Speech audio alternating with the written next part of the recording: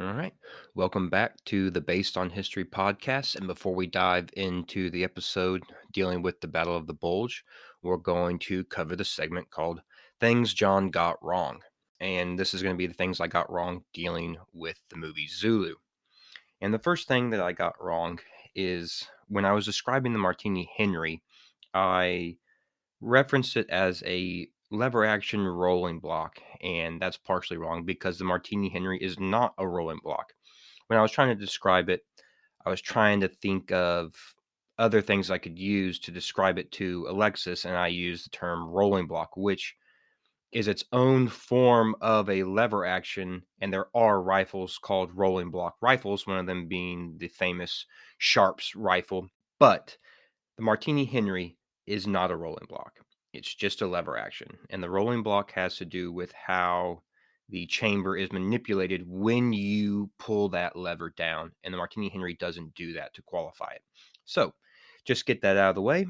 The other thing that I got wrong is I had mentioned that I was going to talk about it. And then later on, as things progressed, I kind of forgot. We hit on it a couple times, but we never really tackled it. And that is the Zulu Shields. The Zulus, the shields were very important to them. They were issued to them as equipment and then taken back. They took very good care to store them so they wouldn't get destroyed by rodents and things of that nature. And the different shields and the different colors identified different regiments. And the development of the army and how they used the spears and how they used the shields and the kind of culture around them was always kind of changing depending on who was king. But nevertheless, the shields were important throughout Zulu history, and it identified the different impi regiments. And then you also saw it identified different types of soldiers. For example, great warriors or warriors who had distinguished themselves in battle or were older had white shields. And if they distinguished themselves, sometimes they would have a shield with a spot or two spots on it. And then you had your young inexperienced, soldiers, and they would have black shields. And when they're in their horns of the buffalo formation, the more experienced soldiers would take up the spots of the chest that they're going to engage the enemy directly. And the more inexperienced soldiers would make up the horns, the flanking action, and they would get their experience more that way and then be implemented into the chest. And then, of course, you had the reserve as well. But I just wanted to hit on that because I thought it was really cool, and we didn't really dive into it quite as much in the actual episode. So I'm sure there's more that I got wrong. I'm sure there's more that I'm going to get wrong on this upcoming episode. Don't forget to comment on one of the Instagram posts and tell me what I got wrong, and we'll cover it on the next one.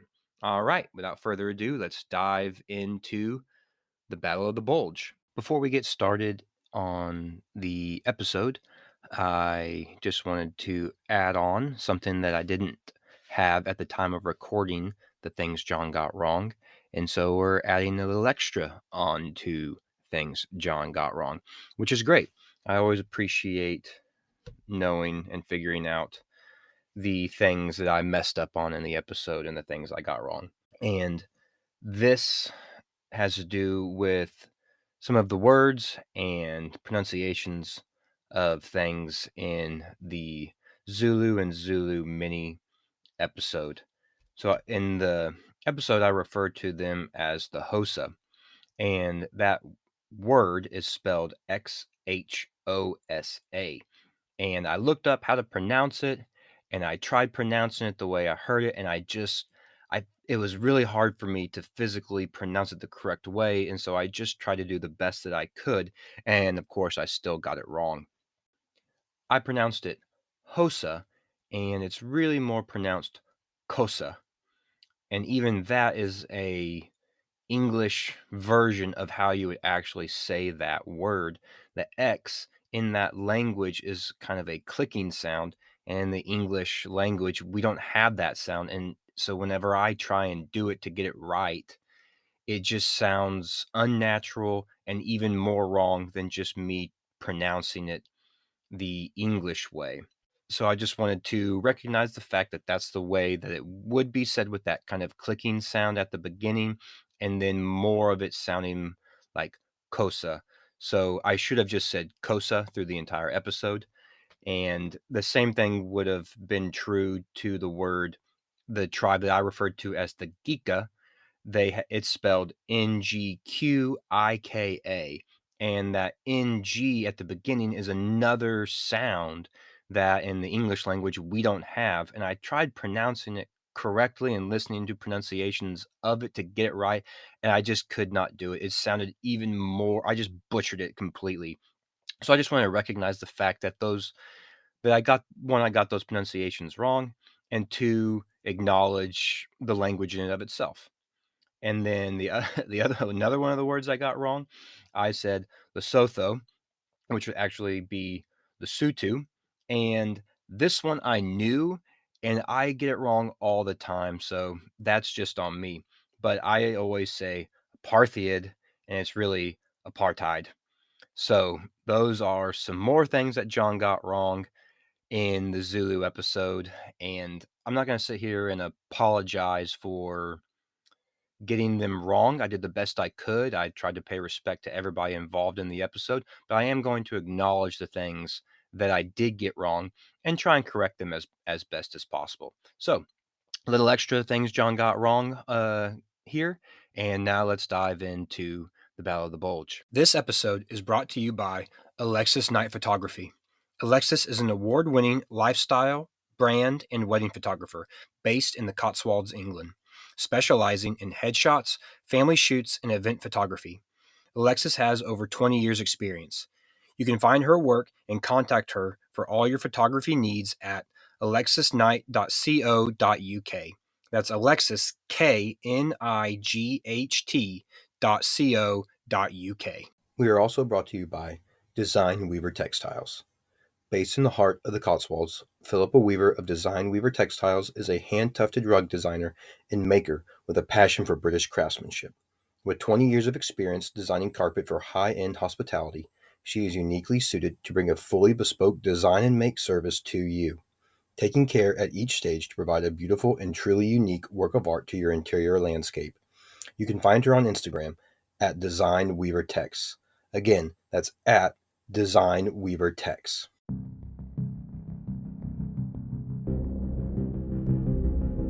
You're listening to the Based on History podcast.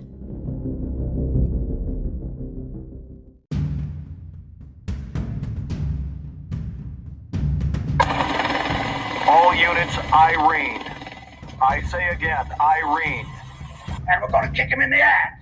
We're going to kick the hell out of him all the time, and we're going to go through him like crap through a goose. You tell him I'm coming, and hell's coming with me, you hear? Hell's coming with me! That they may take our lives, but they'll never take our freedom! Are you not entertained? Are you not entertained? Is this not why you are here?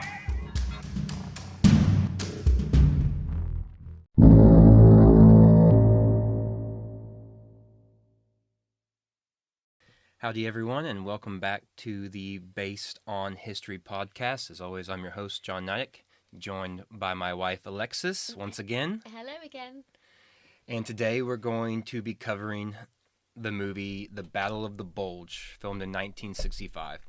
And just like with all the episodes, we're going to talk about the movie for just a little bit, then we'll dive into the history. So I had seen this movie a lot growing up. I watched it when I was really, really young. You had never seen it before. No. Had you even heard of it? No, don't think so. And what were some of your initial reactions and thoughts to the movie? It's filmed a long time ago, so it's a little campy watching it now. Yeah, but well, when you told me that it was an old war movie that we were going to be watching, I kind of thought, oh no, not another one. Not another one? Yes. Well, most of the movies we watch are going to be war movies. Yeah. Just to let but you know. An old one, like a 60s kind of old movie. So I actually enjoyed it a lot more than I thought I would. It's entertaining. Mm-hmm. Especially for an older movie, and Yeah. it's got a really good cast. It made me feel like I was I was a little girl again with the TV on in the background because my parents used to play movies like that quite a lot. I remember watching it when I was really young with my dad and my brother, and I thought it was pretty cool then, and I hadn't really gotten into the history at all. And so it was kind of like one of those kind of quintessential war movies that everyone kind of knows about and then everyone's kind of seen. And it's got this pretty great cast, and it seems very grand whenever you're watching it. And as we get into it, then you'll realize that this movie is just absolutely terrible when it comes to being historically accurate. It's like the World War II Braveheart. Okay, well, as long as you tell me that those MPs that were German pretending to be American were real, that's all that I care about. There were some Germans pretending to be Americans during the Battle of the Bulge.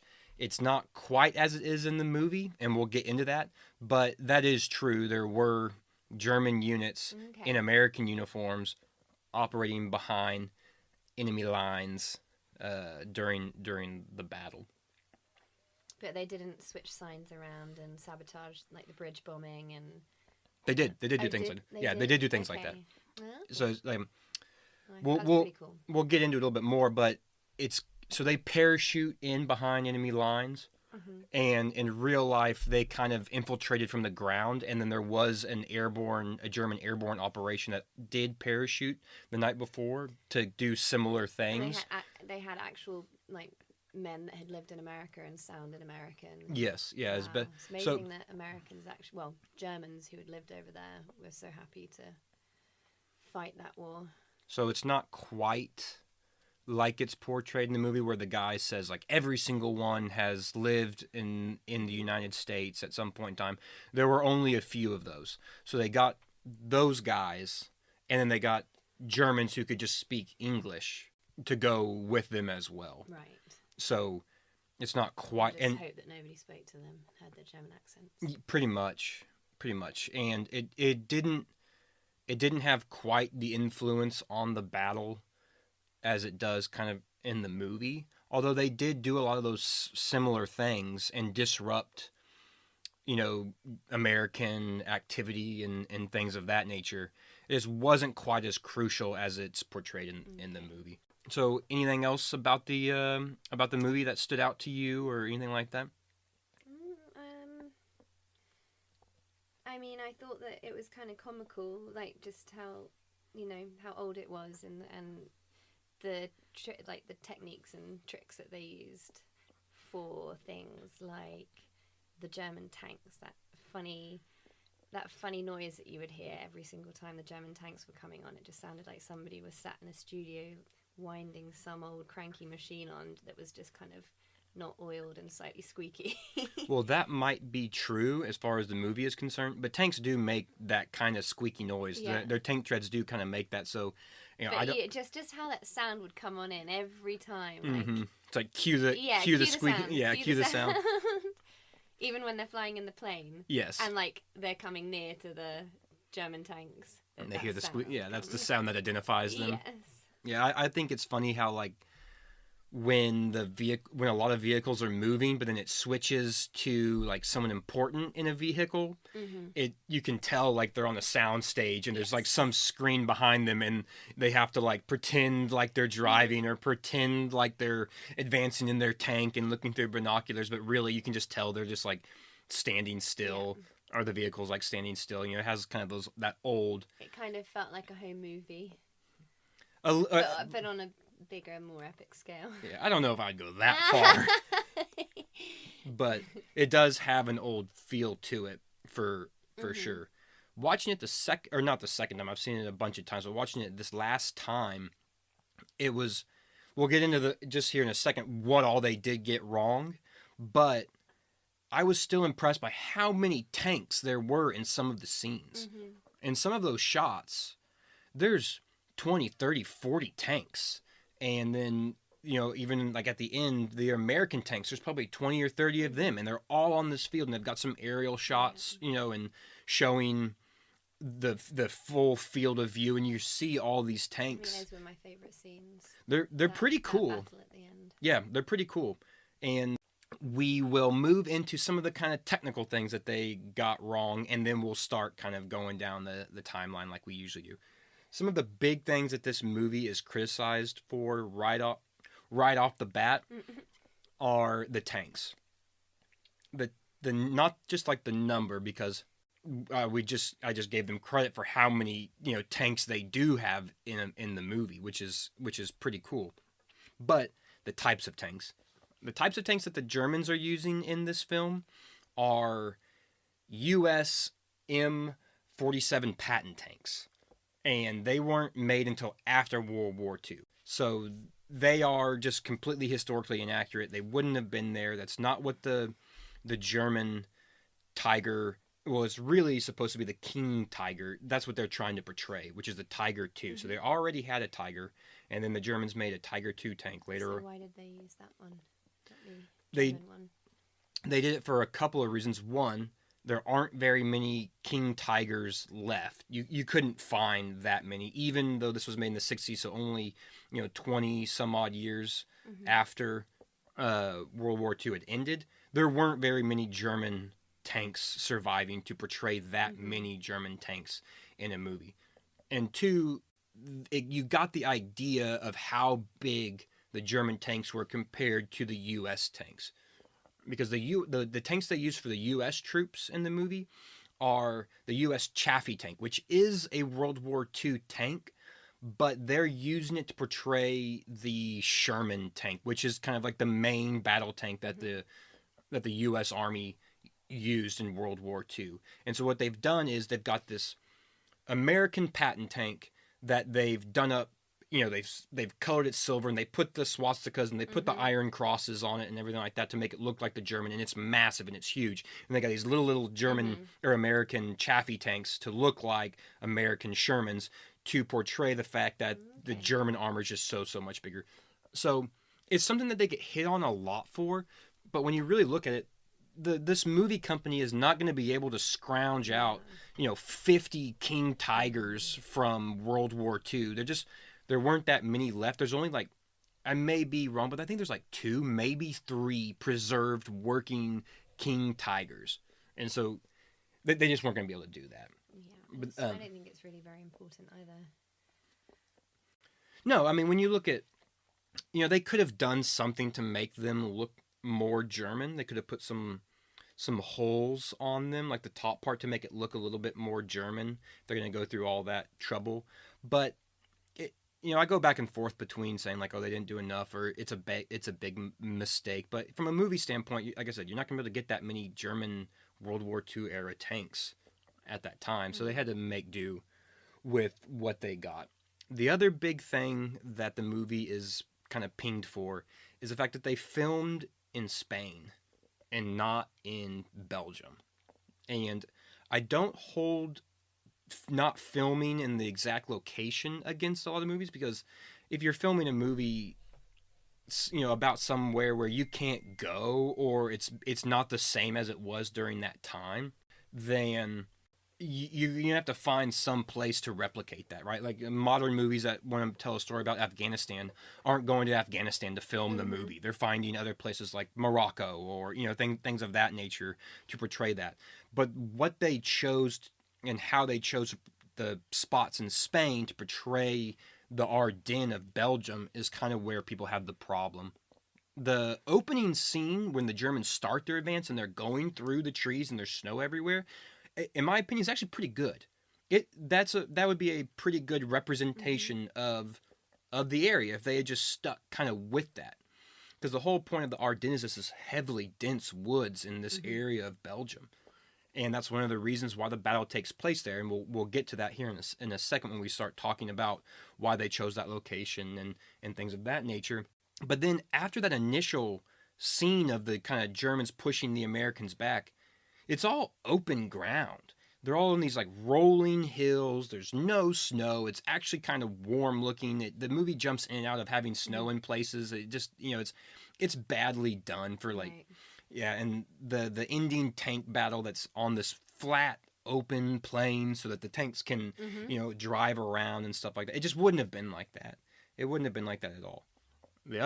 Some of the other things that they get wrong are that last tank battle does not happen. There is no massive open field tank battle during the Battle of the Bulge. There are some tank engagements, but not like that. And it was not the kind of end objective of the Americans to have this massive tank v tank battle to dry up the Germans' gas supplies. Okay. That was not part of the overall Allied But plan. did that happen? Did they run out of fuel and have that end that battle, or was it not like that at all? No. So fuel is a major component of this battle, especially from the German side of the planning and objectives. But it wasn't like the Germans figured this out and then decided to fight them specifically to have the German tanks run out of gas on the battlefield, and that would end the battle, and the Germans would lose as soon as they ran out of You gas. mean the British figure it out, or the Americans figure it out? I mean, Did I say British? no, you said the Germans figured it out.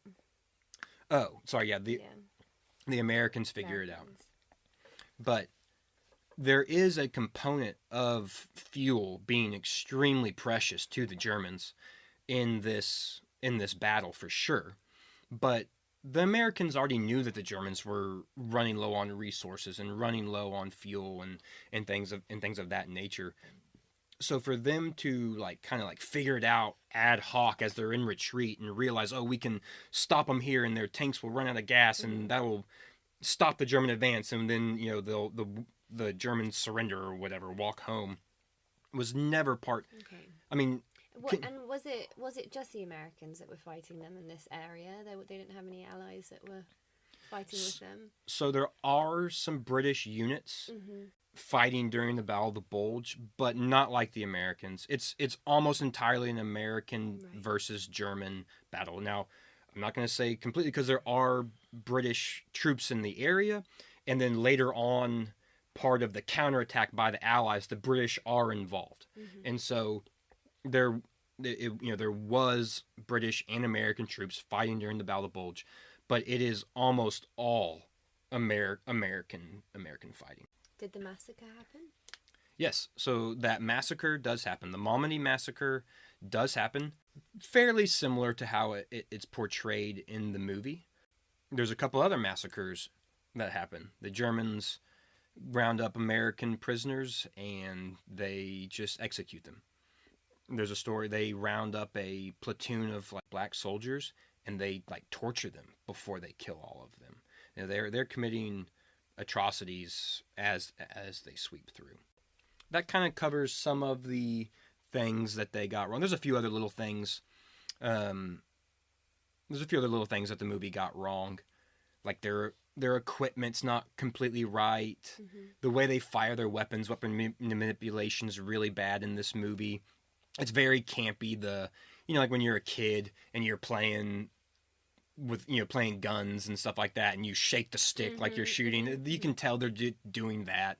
The sounds the are way kind. that one guy shoots the machine gun at the that MP at the end. The way where he he gets just it out. So. yes, yeah, just fan the gun as quickly as possible and shoot everybody in sight. Yeah, and people are wearing wrong gear for the weapon they're carrying, and it's just all hodgepodge. It's like they walk through the movie department and they're like, you get one of these and you get one of these and you get one of these and here's this coat and here's this coat, and so it's all bad. It's mostly period correct for what they're wearing. It's just so hodgepodge that you can tell they didn't do much research. Well, it looked like they had a lot of fun filming it. Just looked like a fun film to make, even though it was about war and death and everything. It was just a lot of acting. Yes, a lot of acting. Mm-hmm. When I was laughing during the movie, and you said, "Oh, what is that about?" And it's when Telly Savalas, who's the tank commander, and he's driving, and they have to pull off the side of the road. And then they stop really quickly, and all of his supplies that he's gonna sell fall off, and he's like, "My merchandise!" And I was laughing because my little brother Mark when we were younger, we would draw war pictures and things like that. And Mark drew that scene where he's got the tank and it's like got stuff all over it and stuff's falling off, and he's got this little character drawn up on top of the tank with his hands on his head with a speech bubble that says "My merchandise." I bet I could find that drawing somewhere. My parents probably have it. But all right, so let's dive in to kind of the historical timeline, and then we'll kind of jump in and out of the movie like we normally do. So the offensive starts in December of 1944. And if you listen to the Based on History mini, the war in Europe that came out last week, we lead right up to the Ardennes offensive. And the Germans have been preparing for this offensive since September of 1944. Hitler has basically taken complete control over it. It's his pet project. He's starting to kind of lose his mind this late in the war. There's been multiple attempts on his life. He doesn't trust anyone. And he envisions, and this becomes even more prevalent as the war, is in its closing stages, Hitler envisions these grand German armies doing these massive sweeping movements and recreating the Blitzkrieg through France and recreating the Blitzkrieg through Russia, encircling these armies, capturing hundreds of thousands of soldiers, and turning the tide of the war. And that is what he envisions in the Battle of the Bulge, which they call the Ardennes offensive. And you've got the British kind of in the north, and then you've got the Americans kind of in the south. And he wants to pierce through the middle of them, capture the port city of Antwerp, and then in his wildest dreams, the Western Allies realize they can't beat Germany. They sue for a separate peace. They reestablish a defensive line that is going to be German territory versus not German territory, and then all of those troops that are in the West can be brought to the East so that they can throw back the Russian armies and defeat Russia, which has always been Germany's number one, enemy. It's always been their goal to destroy Russia. So to do this, he has to take units from the Eastern Front that are fighting the Russians over to the West. So he has to weaken his Eastern defenses so that he can prepare for this offensive. And he's doing it during the winter because the Russians have been advancing on the Eastern Front. The Americans and the British have been advancing on the Western Front, and it's the winter time, so everything is kind of slowing down for their fall, pushes, and supplies are being overreached on both sides. And so both the Russians and the British and the Americans are kind of holding firm. They're going to build up their supplies, refit their units, and plan for a big spring offensive to drive into Germany. And while they're doing this, Hitler is going to launch his German offensive through the Ardennes to beat the Americans and the British, and then when spring comes, be able to turn around and go and fight the Russians again. Okay. So the Americans are getting close to Germany, and the German defensive line is called the Siegfried Line. And the Americans have been trying to penetrate that defensive line for a few months, and they can't do it. And we talked about the fighting in the Hurtgen Forest and things like that right at the end. And if they had penetrated that line earlier on, they would have found some of the staging areas for the Ardennes offensive, but the Germans held them and they pushed the Americans back. The Americans and the British have this thing called the Ultra, which, if you've seen The Imitation Game with Benedict Cumberbatch about them deciphering the German codes, they've been listening to German codes through the whole war and helping them make strategic decisions.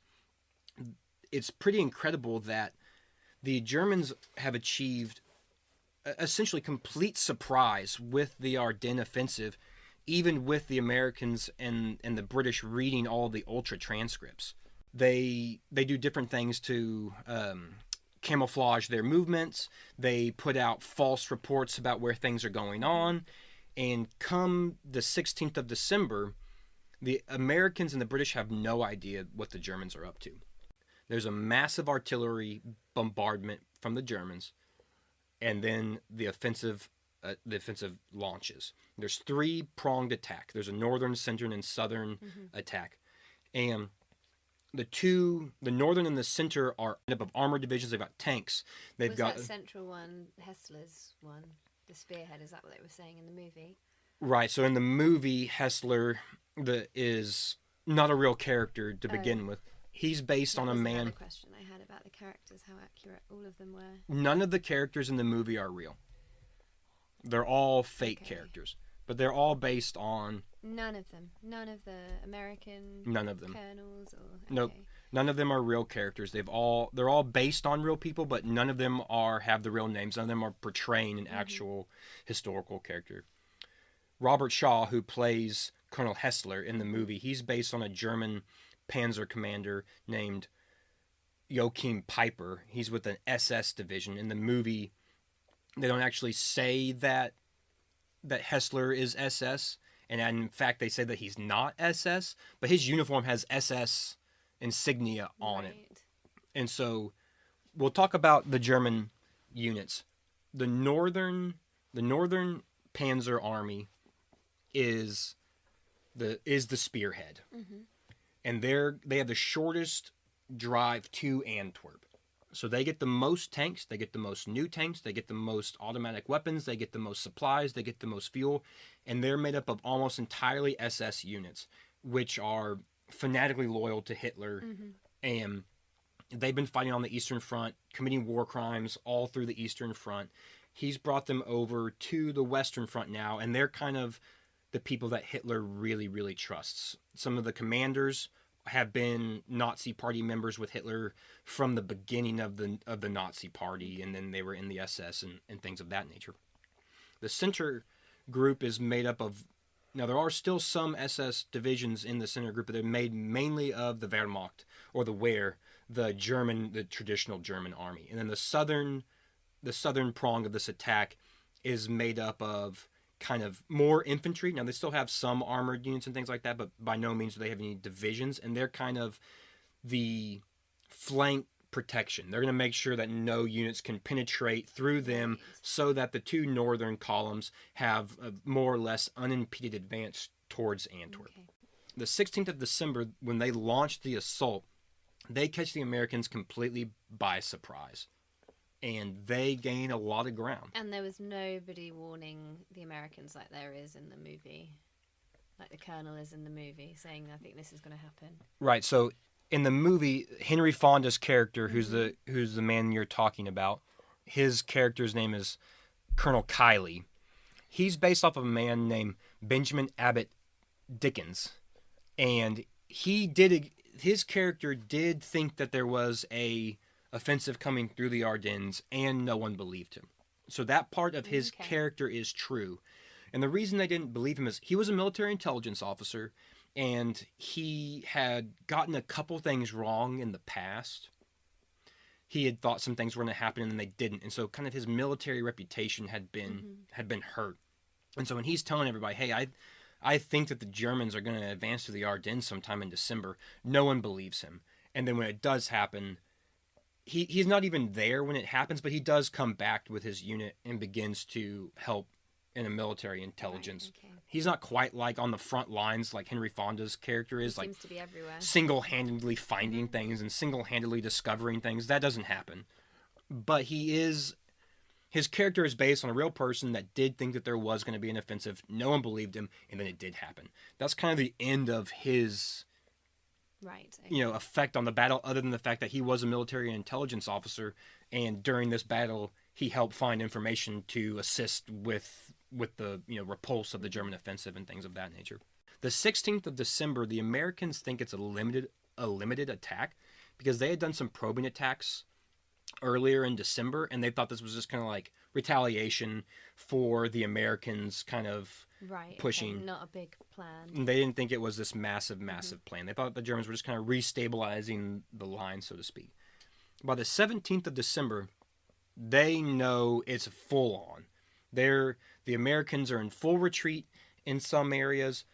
Tens of thousands of Americans have been captured, and the Americans realize, hey, this is a full-blown German offensive, and That's we've got to do something that I about don't think that the movie captures so well. They don't really capture the number, like tens of thousands. I would never have guessed that from watching the movie. It seems like a much smaller scale.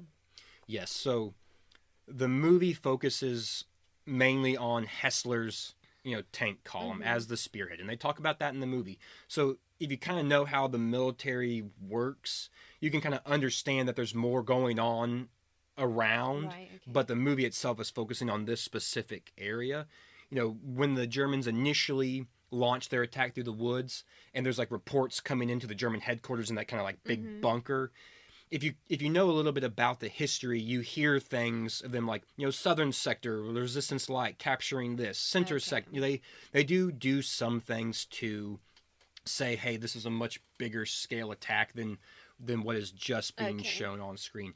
And in the movie, there's that scene where the Germans on the motorcycle show up to the Americans in that little bombed out building, and they're asking for their surrender.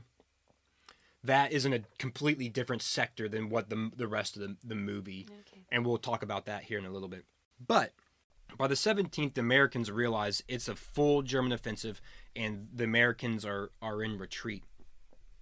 The 18th and the 19th, the Americans start putting their reserves in very quickly. And I don't think the Germans thought that this would happen so quickly. Hitler's always overconfident in what his troops can and can't do.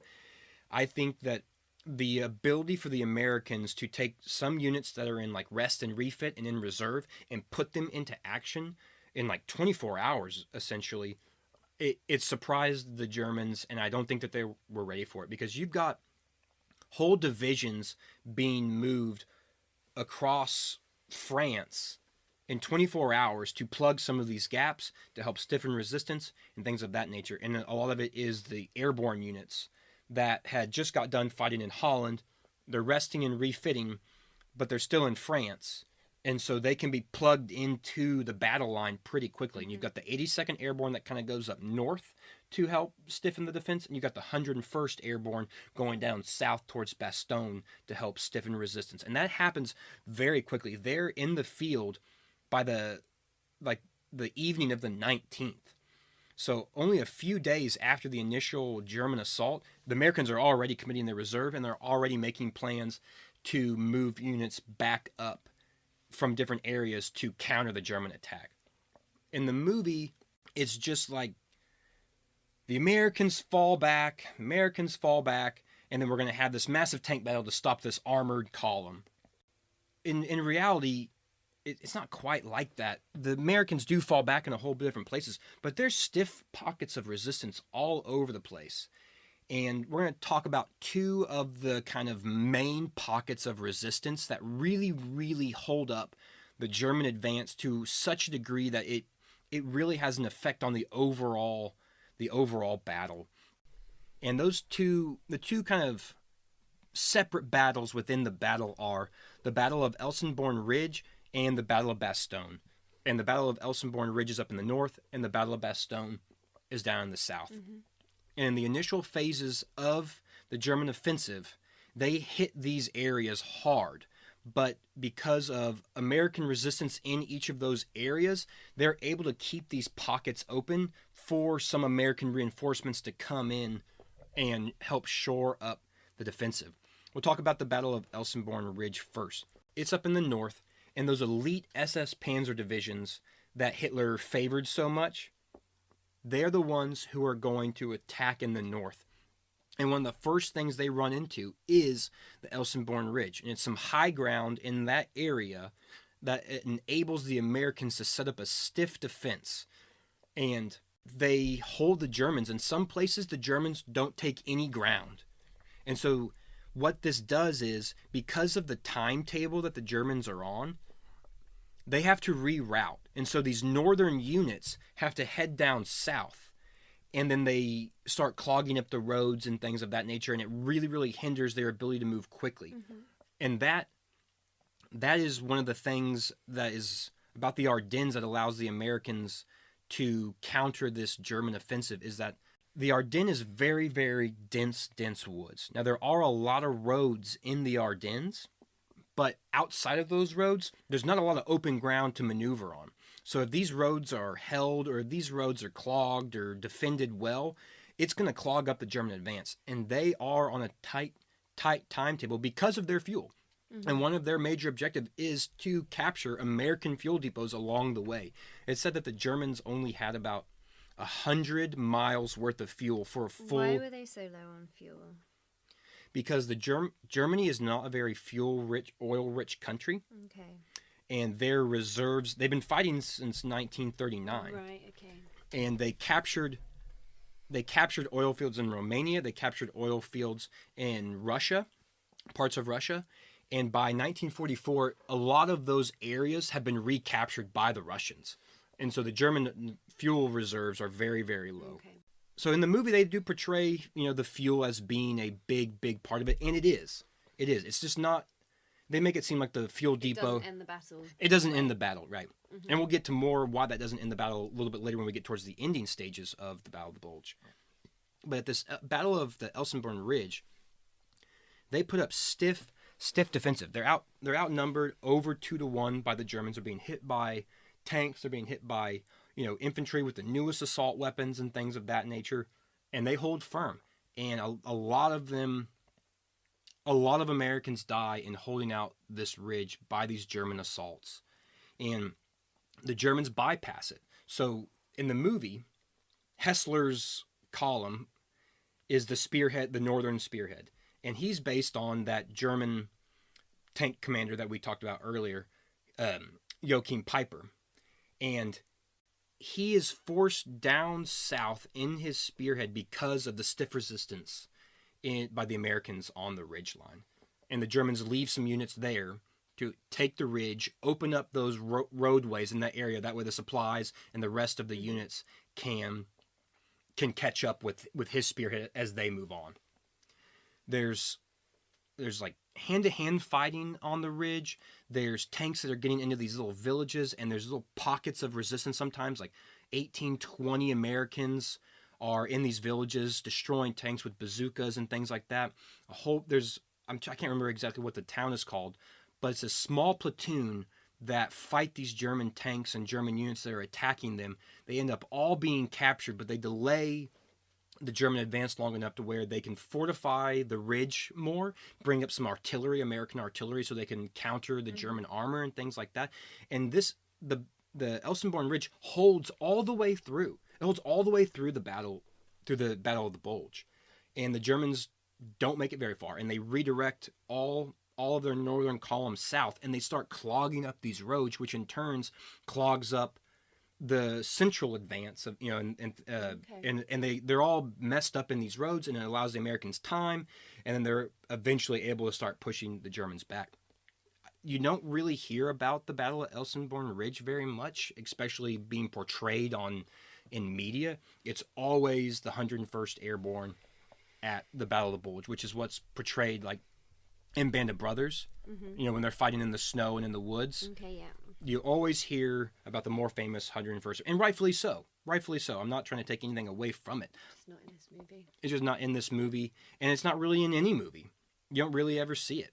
And I think it just needs to be talked about more, because it's really these two divisions, the 99th and the 2nd Infantry Divisions, are the ones that hold this area. And the 99th Infantry Division was untested in battle, or at the very least very, very green in battle. And they put up stiff resistance against the crack SS troops, some of the most famous SS units in the war. You got the 2nd SS Panzer Division, and I think the 1st SS Panzer Division, which is Das Reich and the Adolf Hitler. They're named, after Germany, and they're named after Hitler. It's kind of like their unit name. Are there many people that fought in World War II that are still alive in America? Well, very, very few, especially, there are still some, but I couldn't give you a number. But yes, there are still some that are alive. So did the Germans ever make it to Antwerp? No. They don't get close. Okay. They don't get close. Antwerp, from some of the German staging areas, is roughly 100 miles, more or less, just make it easy, say 100 miles. And the farthest the Germans penetrate is 60 miles. And that's just barely. That's just the farthest they get. And it's already starting to peter out. By the 20 and 21st of December, the German advance is already struggling. The Americans have already put reserves in. The Americans are already starting to move other troops around for counterattacks and things like that. And And what did you say it started on the 16th? It started on the 16th of December. So and by 5 days later. Some of the German high command who are in charge of this are already, by the 20 and 21st of December, telling Hitler, like, we need to stabilize this line, or we need to pull back because it's not working. We're running out of fuel. We're not capturing as much fuel as we thought. We're losing too many units. The resistance is stiffer than we thought, and we're going to waste all of these men that we need to defend either the Siegfried Line in the west or to fight the Russians in the east. And if we keep pushing up, they're going to get cut off and surrounded, and we're going to lose all of them, which is, of course, eventually what happens. But by the 21st of December, it's already not going very good for the Germans. We'll talk about the Battle of Bastogne now, the other kind of stiff resistance in the south. The Bastogne's a key roadway in southern Belgium, and the Germans need it for their tanks and armored and all their other vehicles to use it. It's got like 7 roads leading in and 7 roads leading out, and they need it because the rest of it's all heavily forested. There's some units that are already there. They fight some heavy action around Noville to delay the Germans, to allow the 101st and some other supporting units to get there and start putting up their defenses. The 101st arrives there at the night of the 19th. By the late in the 20th, they're completely surrounded in Bastogne. So the Battle of Elsenborn Ridge, they're bypassed, but they're not completely surrounded, so some supplies can still get in. In Bastogne, they're completely cut off. And like it is portrayed in the movie, how the weather was all foggy and that it grounded Allied airplanes.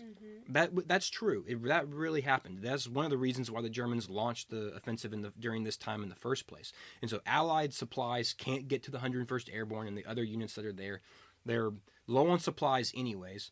The winter is one of the worst winters they've had in that area in a very long time. So men are suffering from trench foot, things of that nature. They don't have warm clothing. They barely have enough ammunition. And they're being hit by these German armored units and then completely cut off and surrounded from any reinforcements or supplies. How long are they cut off for? About a week. Okay. So that's, a week being besieged. Over the same time?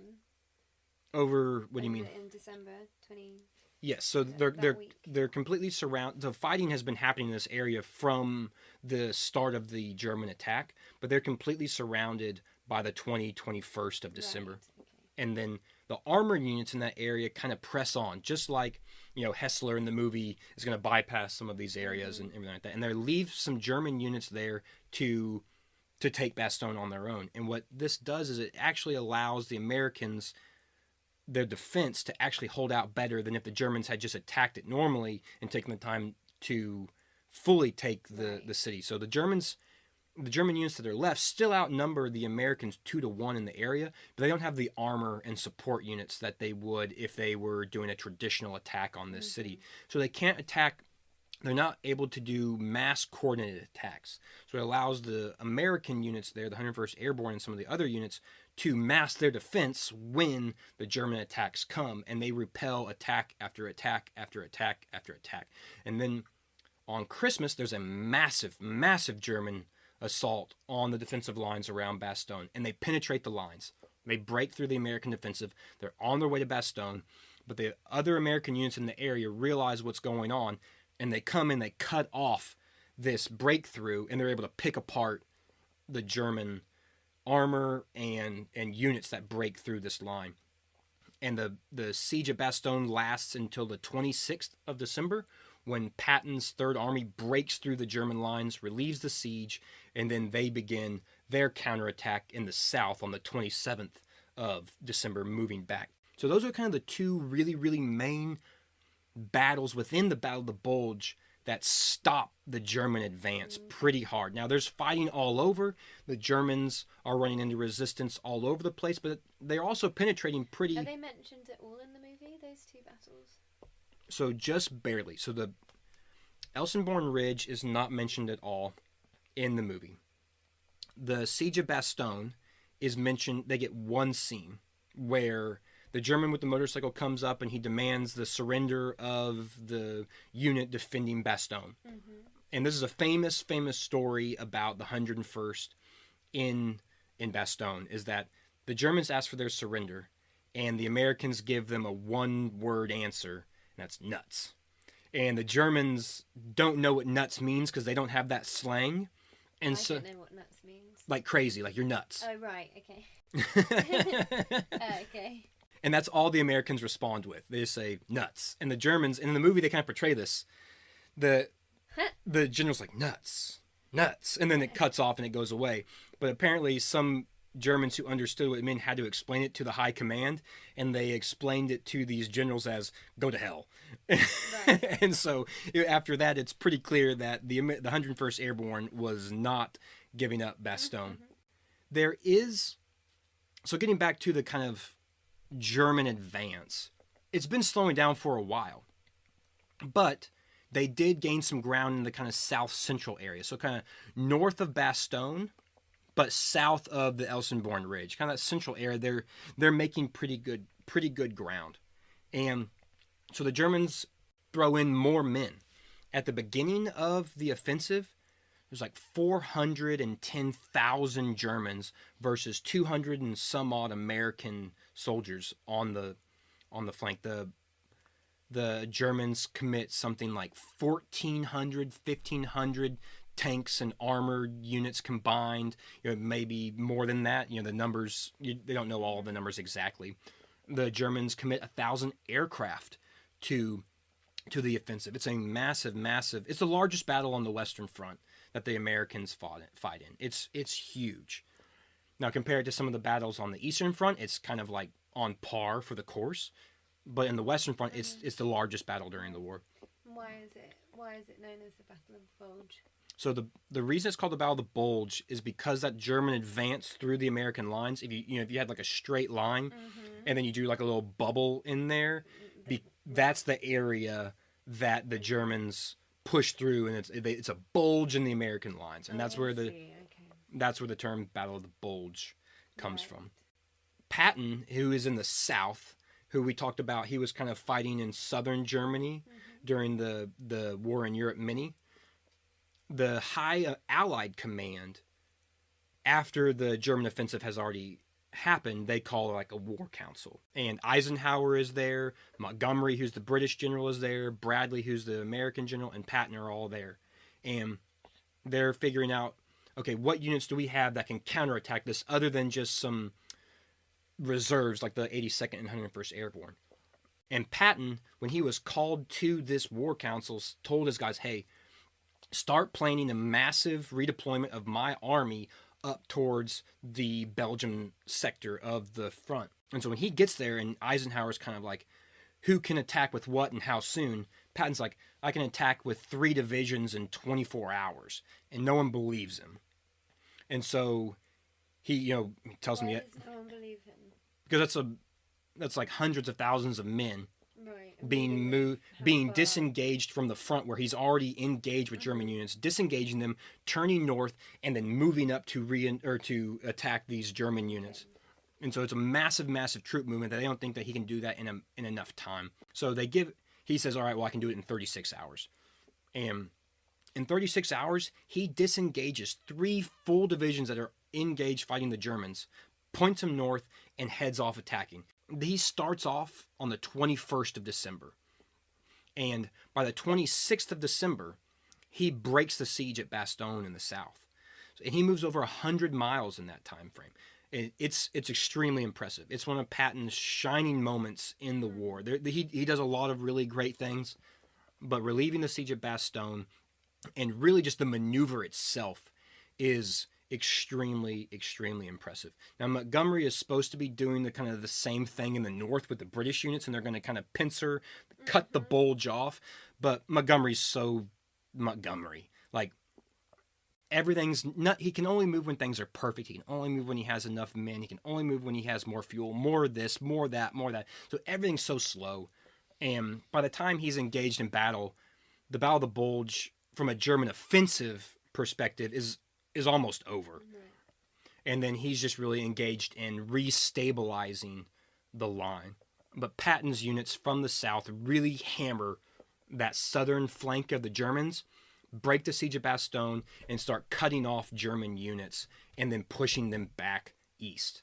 The tank battle in the movie is kind of like the end of the whole thing. They beat him at this tank battle, and then they almost make it seem like the war is over. Like he says, oh, they're walking back to Germany. And yeah, that's how I took it. yeah, I mean, it's not. I mean, this is happening from December to January, so the war doesn't end for months after that. There's still heavy fighting. They haven't even broken into Germany yet, right? They're not in Germany, so they haven't broken the Siegfried line. No one's captured Berlin, anything like that. So in the movie, they portray it like, oh, we beat the German army now, and we can just walk right in. No, it's nothing like that.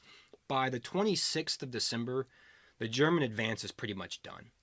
They're running out of fuel. The weather is cleared, so Allied air power is back up in the skies. Right. And the movie doesn't even touch. The only plane you see in the entire movie is a scout plane. And as soon as the weather clears, which happens around Christmas Day, is when the weather starts to kind of clear. The 101st starts getting reinforced airdrops with, supplies, medical supplies, and ammunition.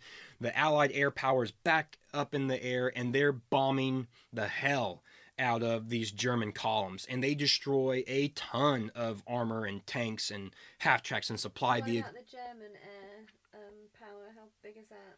So at the start of the battle, the Germans committed about 1,000 planes. And by the end of it, they have almost none of them. The Allies destroy between 800 and 900 of the German planes during the Battle of the Bulge, and the German Luftwaffe. Up in the air, they do that, do they? They'll shoot them. Yeah, they shoot them down. Yep. So, Allied air power never gets enough credit for the Battle of the Bulge because at the beginning they're grounded. There is no Allied air power flying. There are no planes bombing the Germans or strafing their lines or anything like that. And so Patton gets a lot of credit for what he does, and rightfully so, he should. But no one really even talks about once the sky is clear, they just destroy the German columns, and they're all clogged up because of the fighting at Bastogne and the fighting at Elsenborn Ridge. So they're all kind of in these narrow lanes trying to keep pushing. And so there's just like this long line that the American airplanes take advantage of and just bomb them. Even after the Germans commit more troops, they commit like 50,000 more troops into the battle. They're all just destroyed from the air, tons and tons and tons of them. And by the 26th, 27th of December, the German offensive is stopped. It's done. And so now it's just rear guard actions of... Who's allied with the Germans? And is there anyone fighting with them in these areas? So I was looking at the units, and I can't remember all of them. But in the Battle of the Bulge, I'll just say it's almost all German units. The Germans do have allies. Finland, the troops from Finland are fighting with them, troops from Austria, the Italians for a while, troops from Romania, Yugoslavia, things like that. They have other units with them that are Norway. There's a lot of troops from Norway that are fighting with the Germans. So it's not just Germany versus everyone in the war like it's usually portrayed. But in this battle, it's pretty much just Germans. Okay. And by the 27th of December, the Germans begin to realize they're not going to reach Antwerp. They don't even get close. Antwerp is roughly 100 miles away from some of their staging areas. The farthest they even penetrate with a tank column is 60 miles, and it's on its last legs. They're almost out of fuel. They're trying to get to another fuel depot, and elements of the 2nd Armored Division are moved into that area. And there is a tank battle there. It's nothing like what happens in the movie, but they destroy kind of the middle spearhead in the small tank engagement in this area in Belgium, and then the Germans are in pretty much full retreat after that. Hitler doesn't want to give it up, so once Hitler finally realizes that they're not going to reach Antwerp, he says, okay, well, don't give up any ground that we've taken. Hold that line, and that will be our new line of defense. And the German generals are like, we can't do that. We don't even have that. But of course, it's Hitler. He gives the orders. So they try to do that. And from about the 26th, 27th of December up until the 25th of January, it's this slow slog of the Americans pushing the Germans back to the starting line of what it was on the 16th of December. Oh, right. So just because this last tank battle happened and the advances stopped, it's almost another month before they're even back to where they started from. Wow, okay.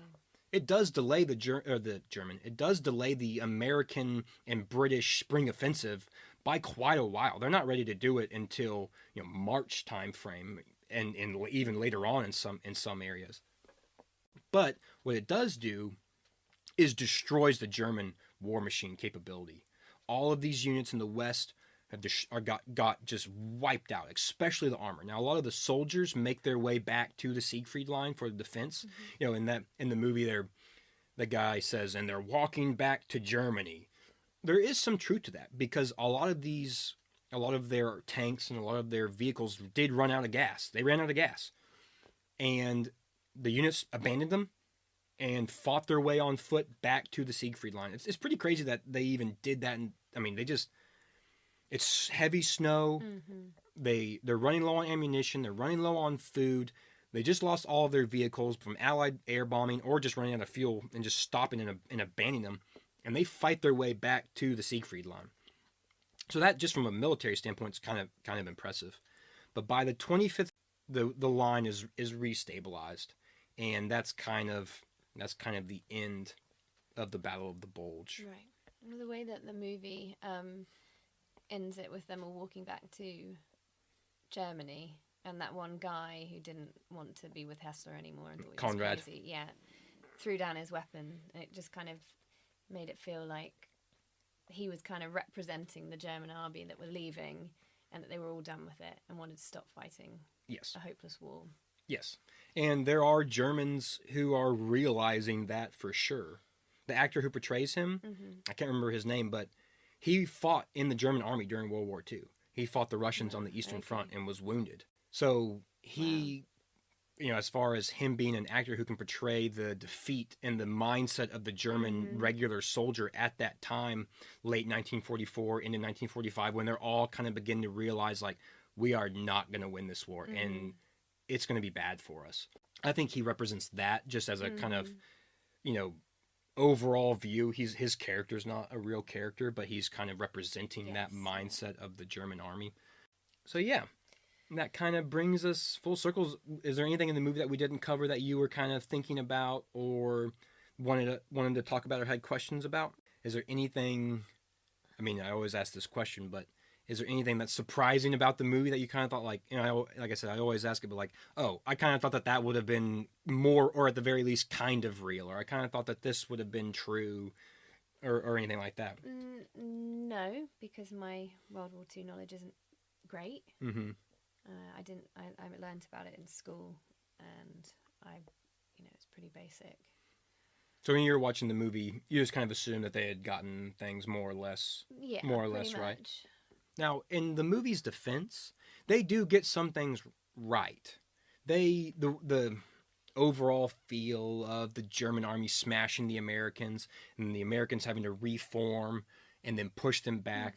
They kind of capture that spirit, but as a historical film, it's just so bad.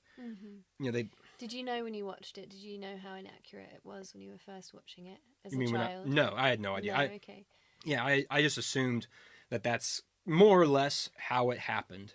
And when you look back on it now, especially that last tank battle, it makes no sense whatsoever. Can you imagine a German general, an American general saying, we're going to sacrifice y'all's lives just so that the Germans run out of fuel? Like, go out there and fight them until their tanks run out of gas. We don't know when that's going to be. And just hoping that, what a terrible strategy. That wouldn't work. I don't know. I thought it was a pretty good strategy. And, the German, the general, is just sitting in his headquarters with his, crossed arms on the back of a chair going, they've got to run out of gas. Keep attacking. And it's like, oh, wow, you're just going to slaughter all your American lives just hoping that the Germans run out of gas on the battlefield? That's ridiculous. It's the more I think about it, the more stupid it is. That's frustrating to me, because that's the bit that I guess I wanted to be real the most. There is obviously an element of the Germans running out, but it wasn't like the Americans were like, oh, we just got to hold them until they run out of gas. Although Patton did say we should open up our lines and let even more Germans come in. Let them penetrate as far as they possibly can. And then we're going to pincer attack this Bulge and just cut off so many Germans. But from the high command standpoint, that's not a gamble that they wanted to take. Yeah. So Patton did kind of say something like that. He's like, hey, let them all run out of gas. Just let them go. Let hundreds and hundreds of thousands of Germans penetrate our lines, and then I'll get my army ready in the south, get the British ready in the north. We'll just cut them all off. Yeah, if that went wrong, that would be really, really bad. Yeah, exactly. So they for multiple reasons, they couldn't do that. But, I mean, there's no German I keep on saying German general. There's no general who is just going to sacrifice men on the open field like that, specifically to make them run out of gas. They don't know how long. What if that tank battle only lasted a couple hours? They would have been back. They would have lost all their tanks, all these men dead, and the Germans would have been gone and captured the fuel depot. It just doesn't make any sense whatsoever. It's bad. It's the more I think about it, the more frustrating it is as a movie. All the little things they get wrong to all the big things they get wrong. At the end of the movie, they say they try and capture the essence of the battle. And I don't even know if they do that. It's just not a very good movie. It has a special place in my heart because from a young child watching it and enjoying it, and it is an enjoyable movie. Oh, yeah, I enjoyed it. But from a historical perspective, I just look at it and I just say, why? I was like, why couldn't you make it more dramatic, but also tell some of the real things that actually happened? If you're gonna, especially considering it was only 20 years later. Yes. It's so bad that General Eisenhower, they say he came out of retirement. I don't really know exactly what that means other than because he didn't rejoin the army because of this movie, but he did come out of seclusion, to say how bad this movie was and how he does not endorse it and how it's such a terrible movie. So when the head general and former president of the United States, who has retired and is, when he comes out of retirement to discredit this movie, you've done some things wrong. And there was another movie being made by a rival movie studio at this time that never ended up getting off the ground, but they had the U.S. Army involved and they were going to portray it correctly, but because this movie had already started and they had already got all these famous actors and started doing promo beforehand, that the other one that was going to be much more historically accurate didn't get off the field, and the studio ended up shutting it down. And so now we've got this glorious historical inaccuracy of the Battle of the Bulge. And it's crazy because it's got this great cast. It's got all these big-time stars in it. Some of them fought in World War II. Some of these actors fought in World War II. And then here they come, and they're just doing this terrible representation of one of the most famous battles in World War II, especially from the American perspective. It's kind of frustrating. So on a historical scale, it fails absolutely miserably. And they also, from a timetable, movies always do this. They shrink things down, from a how long it takes. In the movie, it may be only a week long total, from start to finish. In reality, it's, a month and a half. So that kind of covers everything that we kind of wanted to. And so I hope you enjoyed that episode of Based on History. Thanks again for listening. Don't forget to follow us on Instagram. We're on YouTube now. If you just want to listen and look at a cool picture of something of the topic that we're talking about. We're up to 60 followers on Instagram. So once again, slow and steady moving up the following. Thanks to everybody who has supported us. Thanks to everybody who's listening. Don't forget to follow us on Spotify. Follow us on Apple Podcasts. It really helps us out a lot trying to grow the numbers.